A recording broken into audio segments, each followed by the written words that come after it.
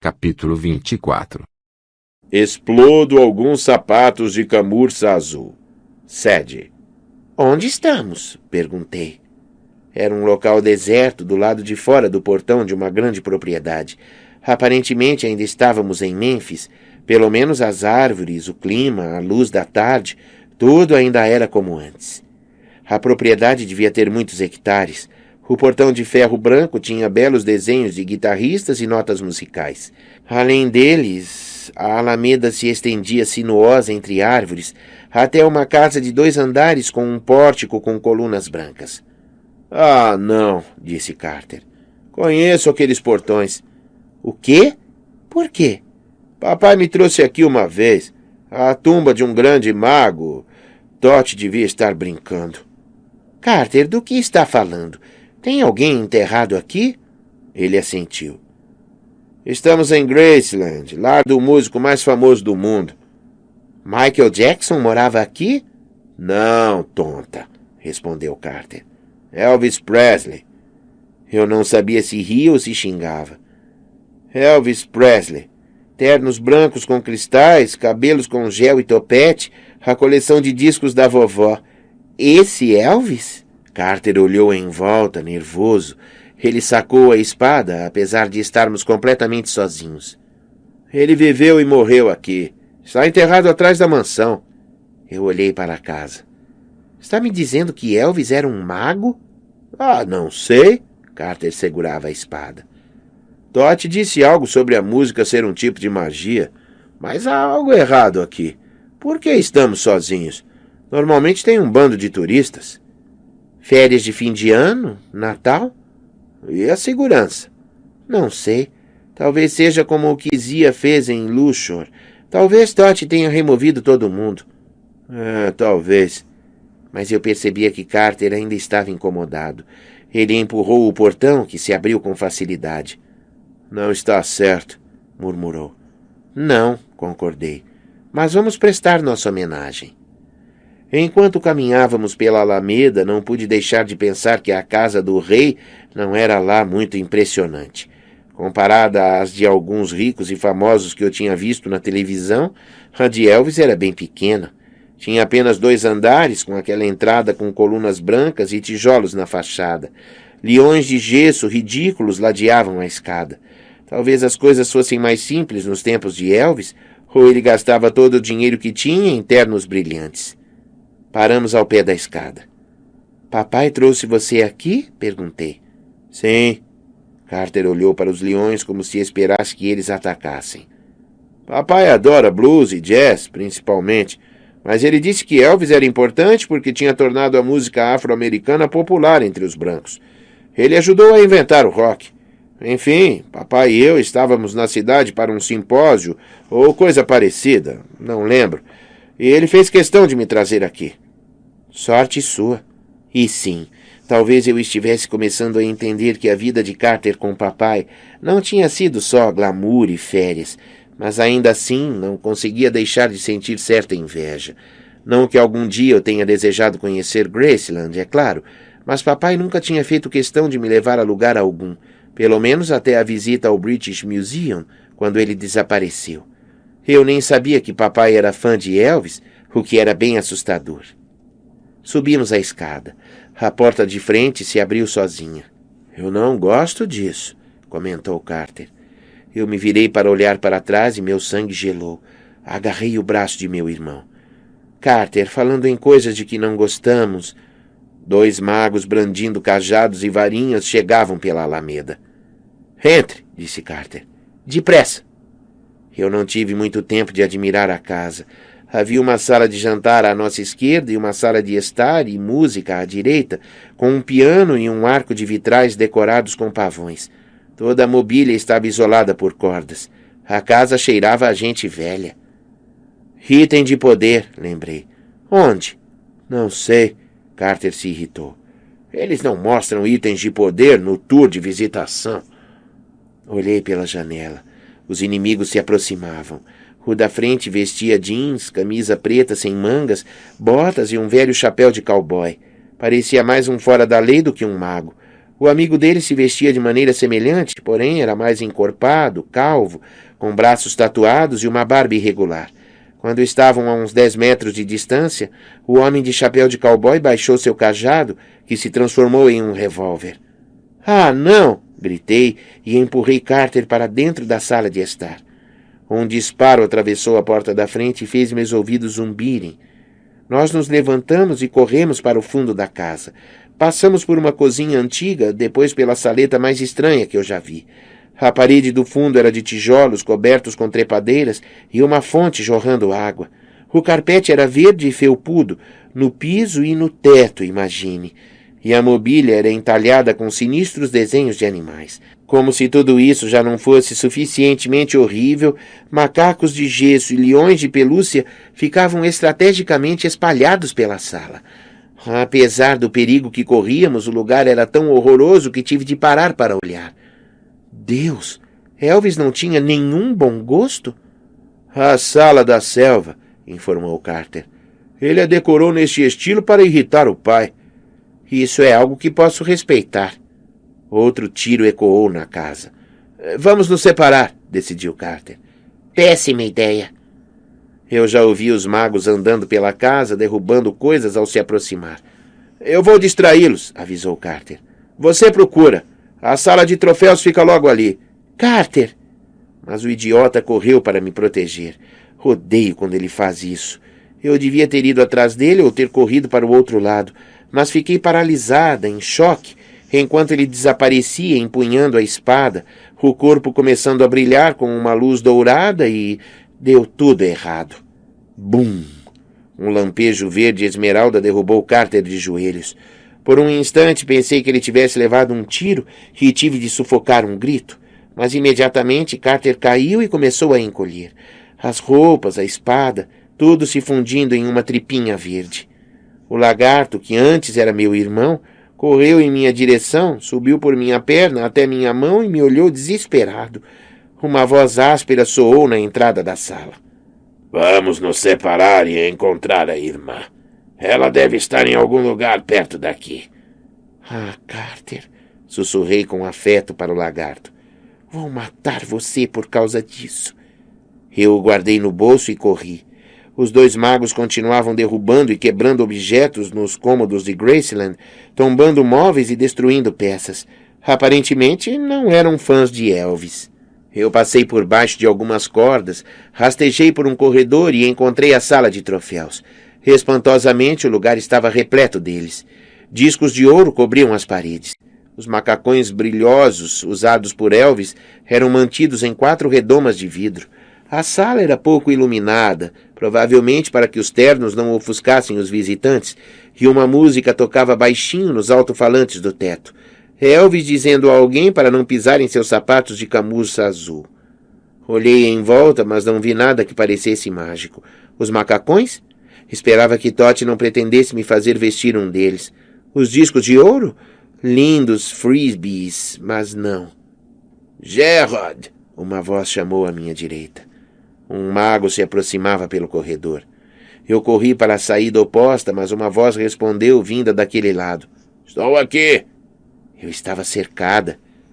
Carter, sussurrei. Maldito seja seu cérebro de lagarto. Ele se agitou nervoso em meu bolso, mas isso não ajudava. Vasculhei minha bolsa de magia e empunhei a varinha.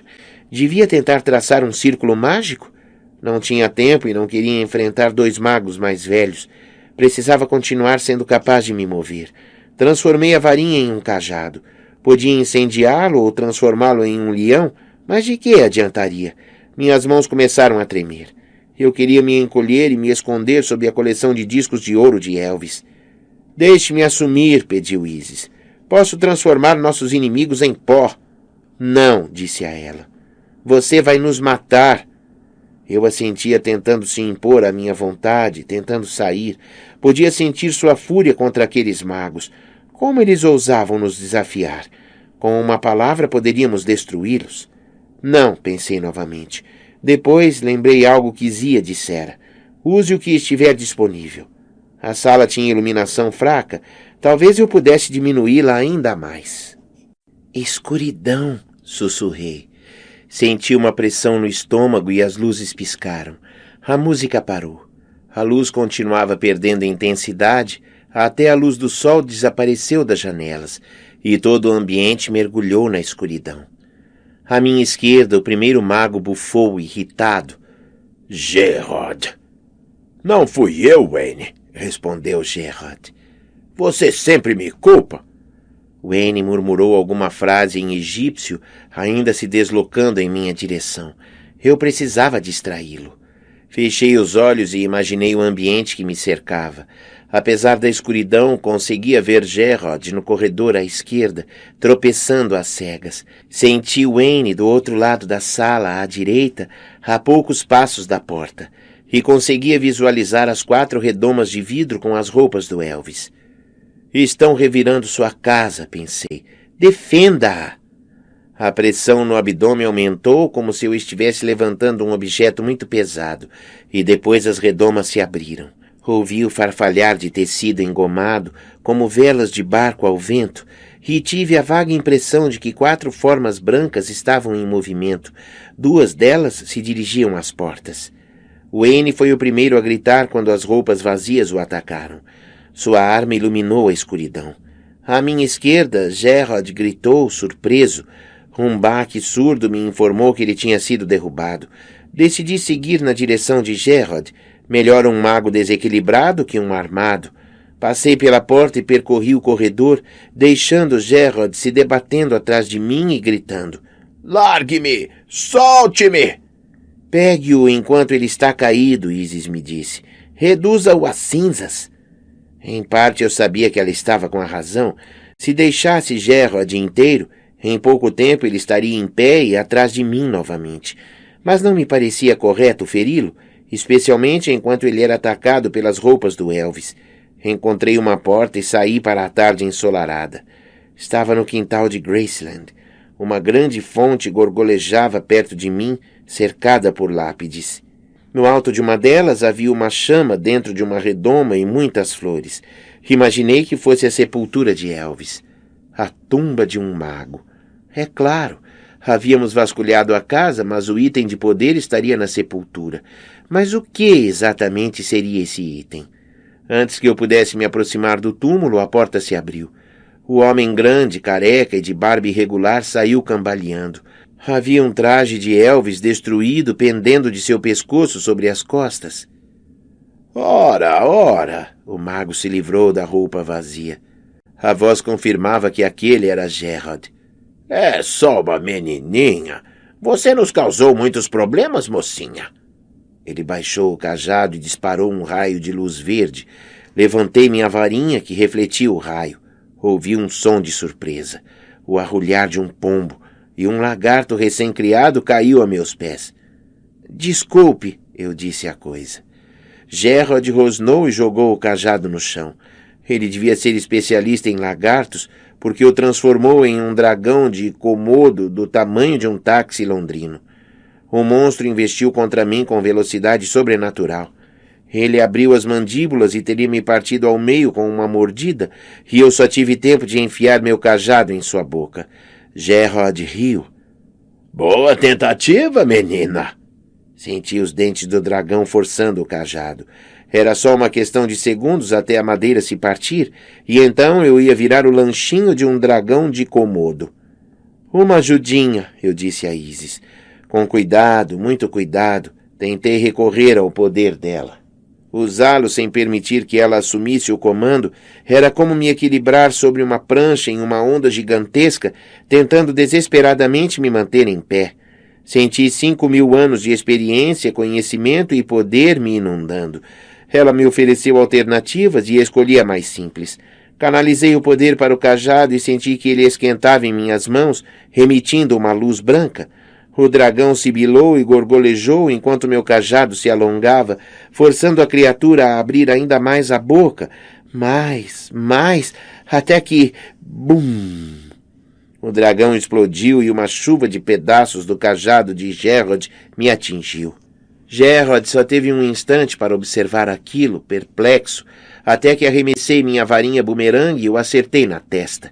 Os olhos dele reviraram e ele caiu. A varinha voltou para minha mão. Esse teria sido um lindo final feliz se eu não tivesse esquecido Wayne. O mago de chapéu de cowboy cambaleou porta fora, quase tropeçando no amigo, mas se recuperou espantosamente depressa. Ele gritou vento e meu cajado foi arrancado de minhas mãos para ir parar nas dele. Wayne sorriu com crueldade. Lutou bem, queridinha, mas a magia elementar é sempre mais rápida. Ele bateu com os 2 cajados, o dele e o meu, no chão. Uma onda ergueu-se no piso como se ele fosse líquido, derrubando-me e jogando longe minha varinha. Recuei engatinhando, mas ouvia Wayne recitando um encantamento, conjurando fogo com os cajados. Corda, disse Isis. Todo mago carrega uma corda. O pânico tinha esvaziado minha mente, mas minha mão buscou instintivamente a bolsa de magia. Tirei dali o barbante enrolado. Não era uma corda, nem era um fio muito comprido, mas despertou em mim uma lembrança. Algo que Zia havia feito no British Museum. Joguei-o na direção de Wayne e gritei uma palavra sugerida por Isis. Taz! Um hieróglifo dourado brilhou sobre a cabeça de Wayne. O barbante lançou-se até ele como uma serpente furiosa, adquirindo comprimento e espessura enquanto voava.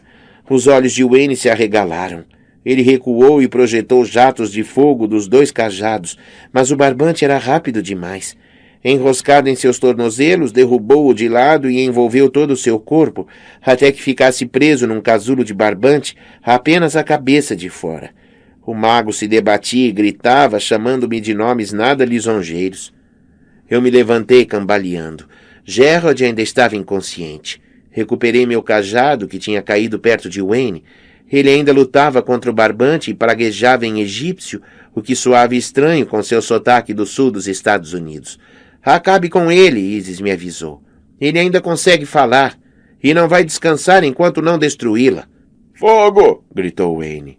Água! Queijo! Nem o comando do queijo funcionou. Percebi que a fúria desequilibrava sua magia, impossibilitando a concentração, mas sabia que ele se recuperaria depressa. Silêncio! Pronunciei. De repente a voz de Wayne parou de funcionar. Ele ainda movia os lábios, mas nenhum som saía de sua garganta. Não sou sua inimiga, comecei, mas também não posso permitir que me mate. Alguma coisa se mexeu em meu bolso e me lembrei de Carter. Tirei-o de lá. Ele parecia bem, exceto, é claro, por ainda ser um lagarto. Vou tentar reverter a transformação, falei. Espero não piorar a situação. Ele emitiu um ruído que não sugeria muita confiança. Fechei os olhos e imaginei Carter como ele devia ser. Um menino alto, de 14 anos, mal vestido, bastante humano e muito irritante. Carter começou a pesar em minha mão. Eu o coloquei no chão e vi o lagarto ganhar uma forma vagamente humana. Em 3 segundos, meu irmão estava deitado de bruços, a espada e a bolsa ao lado dele no gramado. Carter cuspiu um tufo de grama. Como fez isso? Não sei, confessei. Você só parecia estar errado. Muito obrigado. Ele se levantou e verificou se todos os seus dedos estavam no lugar. Depois, quando viu os 2 magos, ficou boquiaberto. O que fez com eles? Amarrei um e nocauteei o outro. Magia. Não, quer dizer... Ele hesitou, procurando as palavras, depois desistiu e apontou. Olhei para os magos e gritei. Wayne não se movia. Os olhos e a boca estavam abertos, mas ele não piscava nem respirava. Ao lado, Girod parecia igualmente paralisado. Diante de nossos olhos, a boca deles começou a brilhar como se estivesse cheia de fósforos acesos. 2 pequenas esferas amarelas de fogo brotaram de seus lábios e flutuaram no ar, desaparecendo sob a luz do sol. O que era aquilo? Gaguejei. Eles morreram? Carter aproximou-se deles com cuidado e tocou o pescoço de Wayne. Nem parece pele, parece pedra. Não, eles eram humanos. Eu não os transformei em pedra. Carter pôs a mão na testa de Gerald, onde eu o acertara com minha varinha bumerangue. Está rachada. O quê? Antes que eu pudesse gritar, meu irmão bateu com o cabo no rosto de Gerald e a cabeça do mago se partiu em cacos, como um vaso de cerâmica. Argila, os 2 são Chabit, concluiu Carter. Ele chutou o braço de Wayne e eu vi o estalo sob o barbante. Mas eles recitavam encantamentos, argumentei. E falavam. Eram reais. Vimos os Chabiti se transformarem em pó, restando apenas um emaranhado de barbante, 2 cajados e algumas roupas amarrotadas. Todd estava nos testando, supôs Carter. Mas aquelas bolas de fogo... Ele se concentrou como se tentasse lembrar algo importante. Provavelmente era a magia que os animava, sugeri, que voltou para o mestre deles como um relatório do que fizeram. Para mim, essa teoria parecia muito lógica e consistente, mas Carter ainda estava preocupado. Ele apontou para a porta dos fundos, destruída. A casa inteira ficou daquele jeito? Pior. Olhei para os trajes de Elvis arruinados sob as roupas de Gerard e para as contas brilhantes espalhadas pelo chão. Elvis podia ter mau gosto, mas eu me sentia mal por ter destruído o palácio do rei. Se o lugar era importante para meu pai, de repente uma ideia me animou. O que Amós disse quando consertou aquele prato? Carter franziu o senho. Não se trata de um prato, Sed. É uma casa inteira. Lembrei, foi Ri-Nem. Um hieróglifo dourado ganhou vida na palma de minha mão. Eu a ergui e soprei o símbolo na direção da casa. Todo o contorno de Graceland começou a brilhar. Os pedaços da porta voaram de volta a seus lugares e se juntaram com perfeição. Os restos das roupas de Elvis desapareceram. Uau! Murmurou Carter. Acha que o interior também foi consertado? Minha visão ficou turva, meus joelhos dobraram. Eu teria caído e batido a cabeça no chão se Carter não tivesse me amparado. Tudo bem. Você fez um feitiço enorme, Sed. Foi fabuloso. Mas não encontramos o que Totti nos mandou procurar. Sim, talvez tenhamos encontrado. Ele apontou para o túmulo de Elvis e eu vi claramente. Um objeto deixado por algum fã fervoroso, um colar cujo pingente era uma cruz com uma alça ovalada na parte superior, igual à que vi na camiseta de minha mãe em uma fotografia antiga. Um Ankh, mostrei a ele. O símbolo egípcio da vida eterna. Carter pegou o colar. Havia um papiro pequenino preso à corrente. O que é isso? Sussurrou ele, desenrolando a folha. Ele a olhava tão intensamente que tive medo de que seus olhos fizessem um furo no papel. O que é? Tentei olhar por cima do ombro de meu irmão. A pintura parecia antiga. Retratava um gato dourado de pelo malhado, segurando uma faca com uma das patas, cortando a cabeça de uma cobra. Embaixo, com tinta preta, alguém escrevera: "Continue lutando." Isso é vandalismo, não é? Perguntei. Rabiscar um desenho antigo como esse? E que coisa estranha para deixar para Elvis. Carter nem parecia me ouvir. Já vi esse desenho, está em muitas sepulturas. Não sei por que nunca me ocorreu. Estudei a imagem com mais atenção. Algo nela me parecia familiar. Sabe o que significa? Perguntei. É o gato de Ra, enfrentando o maior inimigo do Deus Sol, Apófis. A cobra, lembrei. Sim, Apófis era a personificação do caos, completei, lembrando o que Nut dissera. Carter parecia impressionado e devia mesmo estar. Exatamente. Apófis era ainda pior que Sete. Os egípcios acreditavam que o dia do juízo chegaria quando Apófis comesse o sol e destruísse toda a criação. Mas o gato a matou, sugeri esperançosa. O gato teve de matá-la muitas e muitas vezes. É como o que Totti disse sobre padrões que se repetem. A questão é que... Uma vez perguntei a papai se o gato tinha nome. Ele respondeu que ninguém sabe ao certo, mas que muitas pessoas deduzem que seja Sekhmet, a poderosa deusa Lioa. Ela era chamada de Olho de Ra porque fazia seu trabalho sujo. Ele via o inimigo, ela o matava. Tudo bem, e daí? E daí que o gato não parece Sekhmet. Acabou de me ocorrer... Finalmente percebi e um arrepio percorreu minhas costas. O gato de Ra parece Muffin. É Bastet. O chão tremeu. A fonte perto da sepultura começou a brilhar e um portal escuro se abriu. Vamos, chamei. Tenho algumas perguntas para Todd. E depois vou dar um soco naquele bico.